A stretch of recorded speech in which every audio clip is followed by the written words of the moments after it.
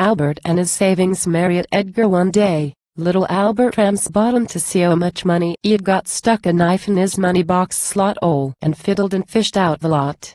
It amounted to 15 and 4 pence, which single quote he found by a few simple sums were 92 to penny ices, or twice that in pen-earths of gums. The sound of the chunking of money soon brought Father Zed round the door. He said, "Ampersand quo. What's that there, on the table?" "Ampersand quo." Albert said it were, "Ampersand quo. 15 and 4. Ampersand quo. Ampersand quo.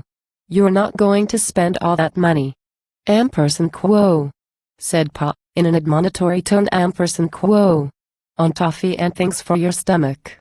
"Ampersand quo," said Mother. "Ampersand quo. Why not? It's his own." "Ampersand quo," said Pa. "Ampersand quo. Nay, with that 15 shillings, we'll buy national savings, and then in 5 years we'll have 17 and 6 and £1 and 6 in 10.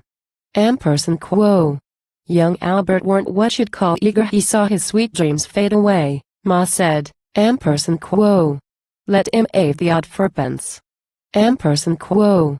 Pa lovingly answered, "Ampersand quo. Nay. Nay. Ampersand quo. Ampersand quo. It's our duty in crisis. What's happened for every child, woman and man to strain every muscle and sinew to raise every penny we can. Ampersand quo." He said, "Ampersand quo. Even this little 4 pence might help us, the Germans, to drub. Ampersand quo." Then single quote he dropped the 4 coins in his pocket and made for the neighboring pub. These words stirred the heart of young Albert. He made up his mind then and there to take up his part in the straining and sell everything single quote he could spare. So off single quote he went down to the junk shop with some toys and a flash lamp he'd got, and the stick with the horses at handle. He received half a crown for the lot. He went off to the post office counter where national savings was bought, but found that they cost 15 shillings, which meant he were 12 and 6 short. The little lad wasn't downhearted. He went off without wasting words and sold his dad's smoking companion and his mother's glass case of stuffed birds.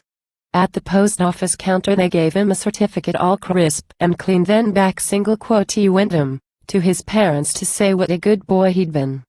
They didn't half shout when he told him by gum.